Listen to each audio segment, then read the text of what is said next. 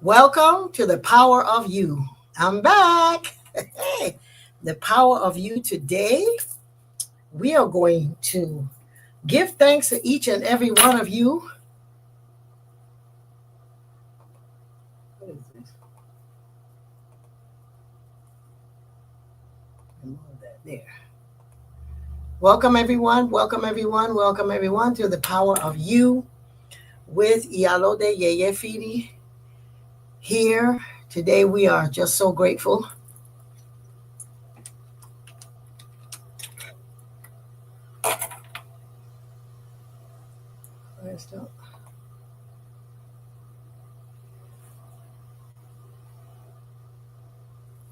Yes. So today I am so blessed and honored to be with you and be in a place of connecting to all the things that I could possibly feel today. Just joy, happiness, and celebration. Okay, there. Oh, come on. Yeah. So today we're going to talk about something very, very close to my heart. We're going to talk about what are you willing to endure to achieve what you desire. Yesterday I was speaking to a friend of mine, and this hashtag came up. We were talking, and I said, "Oh, that's a hashtag. What are you willing to endure to get what it is? To endure to achieve what you desire." In our life, sometimes it's easy for us to achieve things because we have friends, we have family, we have community. But sometimes what you are going to achieve is just for you. Your hard times is going to be the thing that's going to be the elevation for us. So today I want to talk about the elevation, and I mean the achievement that you have. But first, some of you know that my mother has made her wonderful transition into the spirit world. Ruby Mercedes Aiken Ruddock Allen has made her transition in such a beautiful way that we're going to speak a little bit about our journey. So if you have read my book, The Living Shrine, there's more to the story about my mom and I wanted to share that today in saying that, what are you willing to endure? So this may ring true and apply to some of you here that are involved in African spiritual practices or some other practice that may be against the one that you were raised in. And so it can create a place where you're constantly feeling that you have to prove yourself, or that you have to really endure. And when I looked up the meaning of endure, it says endure, to suffer something painful or difficult patiently that may seem impossible. Yes. And so for many of us who are in a different faith or walk of life, or doing things different from the way that we were raised and with the expectations of our family, we find ourselves sometimes in a place of conflict. And so we have to decide, what are we going to do about this conflict? I just want to encourage you and to say to you that my mother's journey with me has been a beautiful journey. It has ups and downs and sideways and byways and side streets and valleys and hills. And so that's why I want to just give thanks and grace to my mom for the vivacious life that she had, but the strength and power that she had as a person that was extremely generous, brilliant woman, very charismatic, a little salsera, had a lot of fire. And so now y'all see where I got the dancing business from. And so I just wanted to thank her that. And in my mom, our life had been different stages of my life. I had to acknowledge that, going back and recognizing that we choose our parents for a reason. Sometimes in the midst of discovering what is the reason, you have to face some truths. And so that's why I wanted to talk about, what are you willing to endure to achieve what you desire? On so many levels that rings true. It rings personally to me, to you. It rings personal to what's going on politically in these streets. What are we willing to endure? And so the hashtag that we're using and willing to do and working with is hashtag what would your ancestors do? What would your ancestors do in the situation where we see that we're being distracted every day? There's something being signed and cut off, and it makes you feel kind of like confused, but it is not. What are you willing to endure to know that there's life after what may seem like challenges? What are you willing to endure and act and to endure, as I said, is something painful or difficult, patiently? What are you willing to do patiently? And so, as we shared in the last blog, is that patience, I think there's a passage in the Bible that says patience without action is death, or something to that effect. And so being patient is good, but acting on that patience is the thing that's going to get you to the other side. That's going to help us to move to this point. Because every day that there's a new thing that we had gotten used to politically and socially, economically, every time that I look at it, I say, wow. So this is an opportunity for us to say, well, things are horrible and it's never been like that. Or we can look at it and say, this is an opportunity to ask, what did our ancestors do? When we look at our history, and we know we're extending Black History Month, and African History Month, and American History Month to the entire month of March, and International Women's Month. All of it is about awakening and grasping and taking the thing that's going to make us survive and thrive. And so what are you willing to do to endure, to achieve what you desire? And as I was saying earlier, is my mom and myself, I chose to be born through her. And for that, I'm grateful. Because in it, if you've read The Living Shrine, you'll see that we started out on a journey that was very, very hard for her. And in doing so, my being involved in this faith put us at a place where in the early stage, in the mid stage of our relationship, it was always about me trying to make sure that my mother and I had some kind of connection. And that in that connection, whatever it is that I was doing differently to worship or to honor spirit than what she was doing or what she was used to doing, the end of it, I always worked towards the thing that I endured. And I worked so patiently is to make sure that at some level, we will continue to love each other. That was the thread that bound us together. Because it's easy sometimes for you to love people that you don't know, because you don't know the whole story. But to love someone that you know, the positive and the negatives of them, the ins and outs, the struggles that you have, sometimes it's difficult because you're looking at, can I do more, or could they do more? And is this the end of this? Should I just cut off communication? Should I make believe that it doesn't exist, and may I find someone else to replace it? But at the end of the day, knowing that in African understanding, you choose your parents, you ask yourself, what is the lesson and the gift in this? And so that is the thing that kept me throughout the times that we were not speaking, towards the times that I just had to step away, times that I had to make sure that I drew my boundaries when it was raising my children in a way that was different. I had to step back in some very difficult times that, if you see in my book, it was a time that I really had to really endure. And so enduring meant I had to achieve this. The long roll of this is, no matter what happens, I have to realize that my mother made so many sacrifices for me.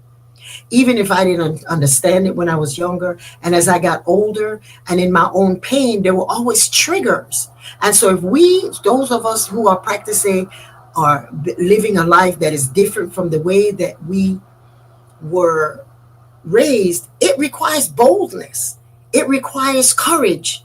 And today's Ogun's day, so it requires you to be zealous. It requires you to be a warrior. It requires you to not give up. It requires you not to run out of patience when you know that the thing that you want to achieve is the desire of your heart. And so if you are having any conflict or challenge with people who have been your support system, and at some point in your life, your destiny moved you apart, just like in our hands, we have these lines that represent the lines of our life. We sometimes get new lines. But all of these are going different places. They're going to different parts of our world, our experiences. And if you are in a place where you have moved to a different level, to a different place, different energy field of what made sense to you, then call on the boldness, call on the patience, be willing to endure, because I endured a lot of really heavy things and choosing the way that God made sense to me. But at the end of it, I knew that I was loved. Even sometimes I didn't recognize it as love. Sometimes I felt that the love did not exist. I hung in there. I hung in there to know that in the ending of it all, what I wanted was my mother to know that I loved her. And that's why I worked throughout those years. During my 30s, during my 20s, it was hard. During my 30s, during my 40s, when I was raising my children and they were teenagers, and that was very hard to not have the support of my mother, to have not the connection that we could even speak about God. We never spoke about God, because whenever I spoke about God, there was always on her side a defense of defending her faith, which was fine. But one of the things that I was able to endure, and I sacrificed and I put myself in a place, is that I started going, when I visited my mother, I started going to Bible study with her on Wednesday, whenever I was in town, with the pastor, who is my sister's husband, and my sister. I would go. And I think that's when I saw that she started softening and saying, whoa, I can meet her halfway. The God that she knows, she may call him Obatala and I call him Jesus. But the thing that we saw and we met is that we were talking about the same thing. We were talking about love. We were talking about lessons. We were talking about using scripture to help us. That for me was a lot, because in the 20s, you say church and I was like, 30s, But you get to a point where it makes sense that if you're going to endure, you have to be patient and you have to use any means necessary to flex and to do what it is you desire. And my desire was to always have my mother never say, you can't come see me. Always know that in there was love. It existed, and I would make her laugh and make her crack up, and we would do things that I knew she liked. And y'all know some of the things she was saying was a lot, so for me today and for you, this is Ogun's day. We're celebrating Ruby Mercedes. This woman was so vivacious, electric. Before she was saved, she was dancing, partying. She and my stepfather, they had a wonderful life. And if you saw the last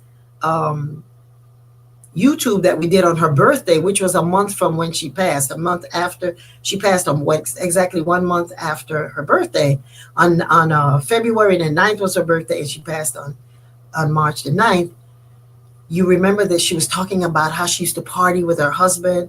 She had started just dealing with her life before she got saved. And that was the thing that I found was our connection. I was connecting to who I knew my mom as before she made a hard, choice in her life to accept Jesus as her personal savior.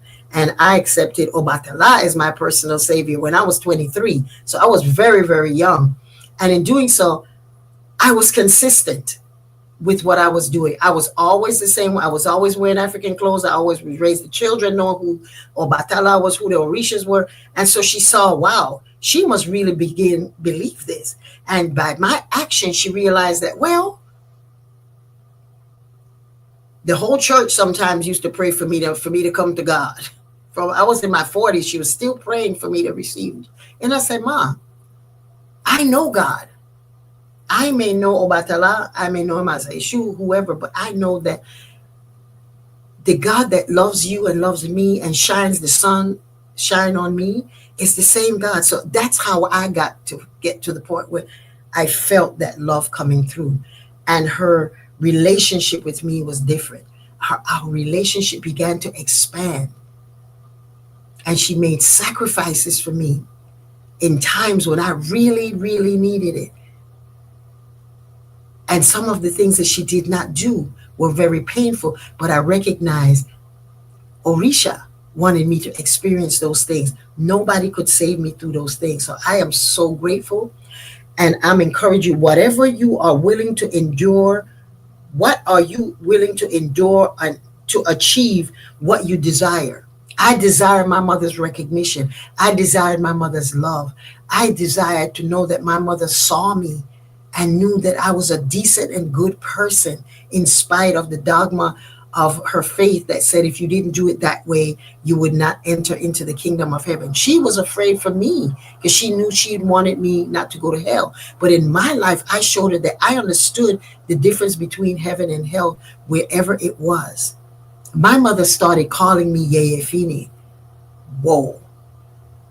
That was tremendous because I let her know my boundary was this has been my name for many, many years since I was 23.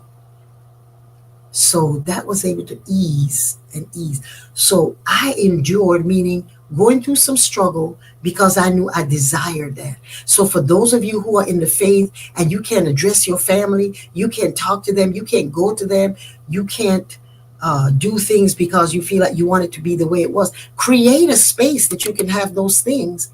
Create another space that you can have it. I didn't do Christmas, and I didn't do Thanksgiving and those holidays. So I worked my way around those holidays, which I didn't go, but I would always be a part of anything that meant that she was having joy. She was happy. So going to those Wednesday evening Bible study with her, and I went to church a couple of times there also to let her know that I'm still me. And I know you're still you. So in there, inside of all of this dogma, I know you in there. So that's when I started for the past, 5 years now. I started having a birthday celebration on YouTube and Facebook and that, and sharing with you. Because my mother loved people like me. She was always, one of the things that I loved about her was whenever my mother had a new job or she got a new position somewhere, and she had, how people who come from another country, you're always hooking up your homies and your friends, and even the ones in America do the same thing. You have a job that you love and you see a potential for one of your friends to come in, you call them and say, look, somebody got fired or there's a position opening. That was my mother. Anywhere my mother worked, she got a whole bunch of people to work with her. That's the generosity that I love. I love that about her. What I loved about her, and I've realized that we had so much in common. So the day that I went to see her, the last day that I saw her, she called me and I jumped on the plane. I went to see her. That for me was the most rewarding time. Nobody else was there with me and my mom in this beautiful room with all of the light coming through, and we were talking. I got into bed with my mom and I hugged her. She hugged me, and she was always cracking jokes. She said, yes, these are you the last one to suck these dried up titties. I was like, Mom, I had the best time. I took my hand and put her hand on my head and asked her to pray for me. And we had the best time. I took her down to the dining room. We ate. Everybody was happy to see her because she had a bout in the hospital for a few days. We had the best time. We bonded in such a way that in my soul and my spirit, she's with us. She's with me because the vivaciousness that she has, and all of you know, all of her videos, she would go nice, and then she would flip, and then she would start talking stuff, giving wisdom, but making some cracks. And so those are the things that I hold dear to me, that we got to that point in my life for the past maybe 10 years or so. My mom and I have just had this strong thing. And when we had that party for her, when she was 98 and a quarter, because it was like, no, it was 99. She was right before her birthday. That was the last time I was able to bring her to North Carolina. We had a party, my son and my grandchildren. We had a wonderful time. And that's the video that y'all see her dancing and shaking her shoulders. My mother loved that. So whenever she was with me, I brought that aspect of her to her. So that was our special way. And you know, you have children and you have special relationships with each one of them. The relationship I had with my mother was that we snuck her out into the life that I knew she used to have. Music, salsa. You heard her the other day talking about when we did the that when we had the toast, she started talking about I thought you put some scotch in the toast. I said, "Nah, you're a Bible lady. You're not supposed to do that." So that thing meant so much to me that I had that of her. That whenever I came or whenever I was there, whenever she called, I was there to hang out with her, put her in the car, put on shades. We were rolling. I would come to New York and it would be a different Ruby. So our people in the church didn't know that side of her. So that made me feel so special. So the love that I had in getting in the bed with her and rubbing on her and her rubbing on me and we talking and cackling and talking about some of the things that she did as a child are so much like me. She used to do the same thing, climb trees. She got up on a horse that wasn't hers. I am her. And through all of the things of coming from who I knew I needed to be for my spiritual grounding and allowed my mother to be in hers, we came together in a place of love. In a place of love. So find whatever it is that you can do and change and kind of modify so that you can find that kind of love in your spirit, in your life. So that we can find at the end of the day, the one thing that always is going to live through and through us is love. Love is the only thing that is going to make you open your heart up, close your mind down to things that you think that you have to have a dogma, and just see who you are and see what we feel when we come into each other's presence. When I walk into the room, she know I'm gonna make her laugh and I would just be cracking up. That's one thing she said. I love the fact that every time I see you, you have me laughing. That's the power of love. It takes you to where you need to be so that you don't have to endure and suffer. You find a place and you open your heart and you get that. I just love, love, love, love, love, love, love. Do not let anyone in your life go to the spirit world without you finding the place to chisel that little door and open it and get on in there and give your love. Get on in there and receive that love because it is so worth it. It is so worth it. And understanding death from the African perspective is that my mother's transition. She's with her ancestors. She's a party. Knowing my mother, she used to wear 6-inch heels, child. Oh, she was something. When she was young, when we were growing up, she and my sister, big heels, tall heels. I never was into that. Music, dancing, partying with her husband. That's who my mother is. And that's who y'all see in that thing. Don't let anything stop you. No dogma, no personality, your own ego. You're unable to forgive yourself or forgive them. Stop you from feeling that little place in your heart that you just got to go in there and get it.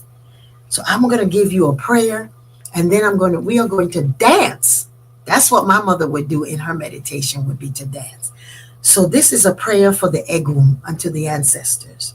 So I want you each to take a nice cleansing breath, 3 cleansing breaths, just a short prayer, breathing in. And if your parents are alive, give thanks to them. And if they're on the other side, give praise to them. Breathing out, breathing in again. Yes, call their names. Call your ancestors' names right now. Breathing out. One last time. Breathing in. And breathing out. Giving thanks. Giving thanks. Giving thanks. Giving thanks today. On this day that we celebrate. Knowing that you are able to get everything that you desire. Just know, what are you willing to endure? How can you find a place to endure? So here's the prayer. Olodumare, Egum, my ancestors, and all of those who sit at the feet of Olodumare. I salute the Creator, the Divine One, the one who takes care of and carries me. I salute all of the deceased that are in the spirit world. I salute the heavens, the earth, Onile, that which I was born and where I shall return. May I be covered in the light of Olodumare. May the spirit of all the Egun be in peace. Peace reign over me and in my journey of life. May peace enter my house as I tap the Iku, the Egun staff each day. May peace walk with my mother. May peace enter all my relationships and reside over all of my communication with them. May peace enter my place of work so that conflicts are resolved easily and that the progression of work is done and the purpose for which I am is always remembered. May peace lay within my body so I may be in perfect health with all my organs functioning in harmony. May the essence of peace rest in my head, my ori, my physical, mental, and spiritual head. May the essence of peace rest in my okam, my heart. May the essence of peace rest in my hands. May and be placed upon everyone I encounter and touch, so that I may be a beacon of light, a beacon and ambassador of peace. So peace may shine everywhere I step. May peace be yours, and may be peace on your ancestors and your relationship. Only peace and love. Ashe. So just radiate and feel your ancestors with the peace that you are resonating and the patience that you have endured and the new action of the upcoming full moon, which gives us the opportunity to shed anything that has held you down, any pain, any tear, any anger that has held you down. This full moon is very powerful. I'm going to have a full moon ceremony, and I will let you all know at what time on Friday, the full moon in the evening.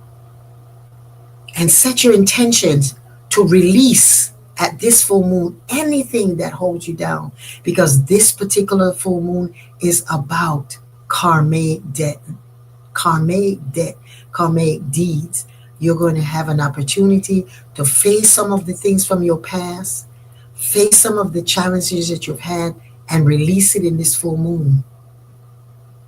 And so in 2 weeks later, when we come back to the new moon, you'll have an opportunity to really set new ways of being. So I thank you. I thank you all for coming today. And I'm going to put on some music so that you can hear my mom and see my mom and your mother and your father dancing to salsa, which my mother loved. I hope y'all can hear it. Put a thumbs up if you can hear it.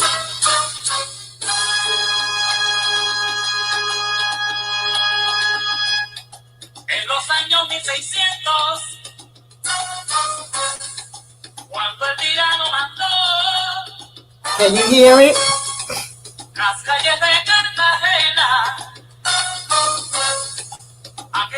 Good.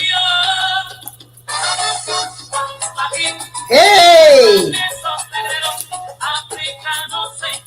This is a chant about how black people came and as enslaved ancestors, and the way that we freed ourselves is with love. Come on, y'all, stand up and dance.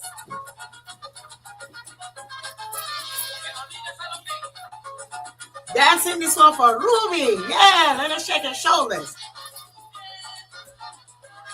Hey!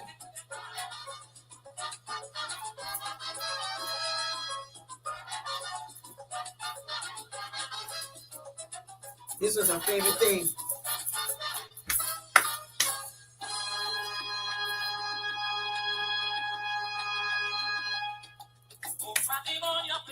It says African marriage. There was a woman that was a slave of a Spanish man, and he treated her very bad. and he used to beat her. But in that instant, she found the freedom to say, never will I be esclavitud perpetua. Freedom, yes. So I just had to come here and celebrate with my mom and with you. No le pega la negra, oye. Y'all have a nice day. Thank you for encouraging and indulging me this day to know that anything that you desire, you can have it. You just have to know what you're willing to go through. Hey!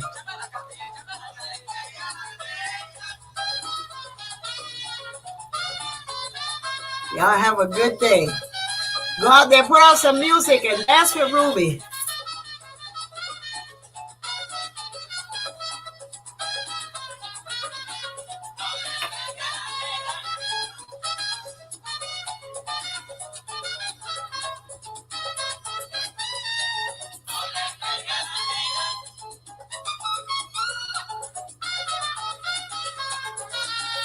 Y'all have a blessed day.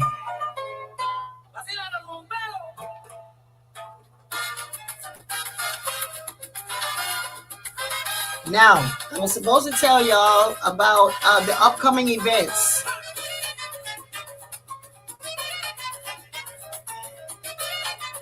Our upcoming events, I want you to please share. The upcoming events is the webinar that was scheduled for today. It is now scheduled for March the 19th.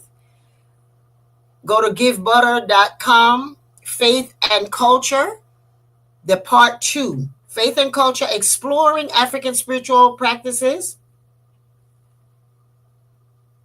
Oops, I took it off of the other one, of YouTube.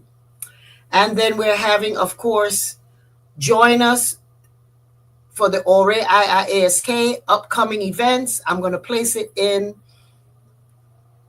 YouTube because I came off of YouTube, but we are here on Instagram.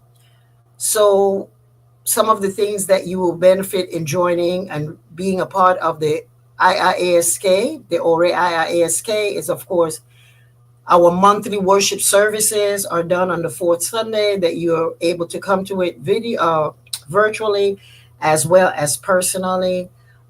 We have classes on the third Thursday where I will be speaking and giving a class. As a matter of fact, this month's lesson is going to be on the power of Oshun, using Oshun to take our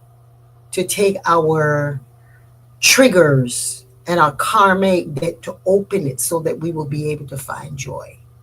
So those are the things that we're having. Join me at yeyefini.com for more information. Y'all have a wonderful day. Odabo. I got so carried away, I forgot.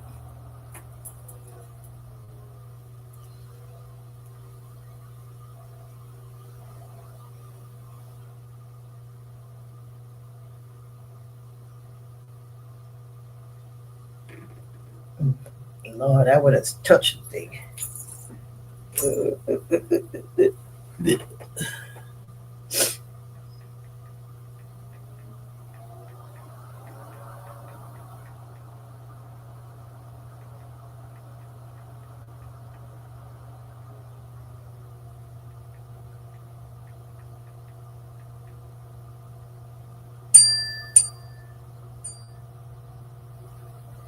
Let me call you right back. I'm putting something on.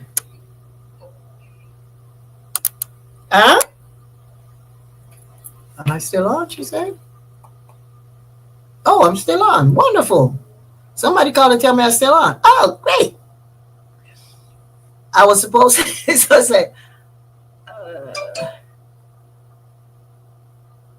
yes. Oh, thank you. I'm so glad because I thought I closed it. But anyway, what I wanted to let everyone know is that our upcoming fundraiser that was supposed to be on Wednesday, this Wednesday, it is now on the 19th, and it's a fundraiser.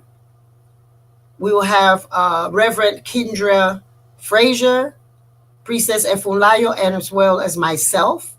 And this time, you feel free. Part two, you all will be able to come in and really have your questions answered, and you may be brought in on the studio to speak.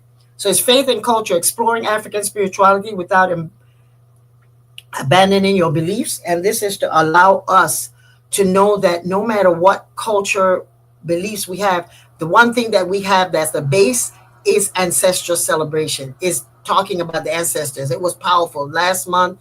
Well, that the last one 2 weeks ago, we spoke about we found ways to share with you through Reverend Kendra Frazier the ways that the Bible speaks about ancestors celebration and ancestors, and using the ancestors as a means.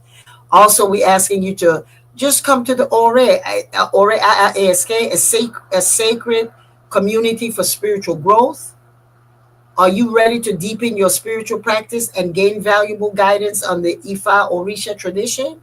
Join me and my group of wonderful, powerful friends, priests, priestesses. And the benefits of Ore ASK, of course, is you gain spiritual focus and structure your routine. You expand your knowledge with exclusive classes and content. Be a part of a holistic African-centered community. Learn directly from myself, Iyalode Yeyefini, and my esteemed priests and priestesses.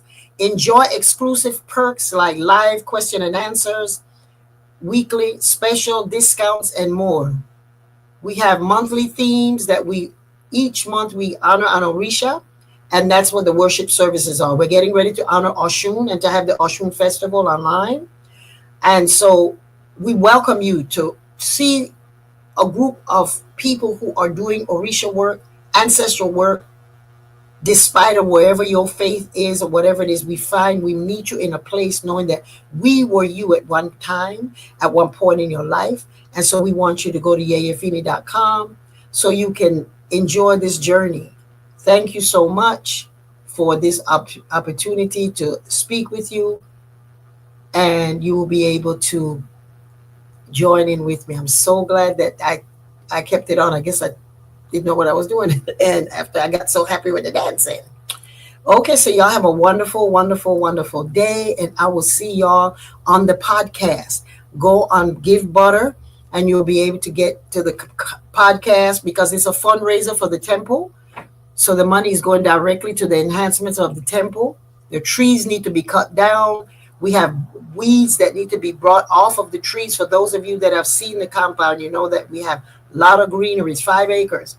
And that's what this is for. And just go for the to register for the fundraiser is givebutter.com/faith and culture 2, the number 2. That's to register. And for those of you, and it's 7 o'clock on Wednesday, March the 19th. For those of you who have already taken it, there's a discount for you to take the part 2. Isn't that wonderful? So if you already had part 1, you can join us for part 2 with a discount. So y'all have a beautiful, beautiful, beautiful, beautiful, beautiful day.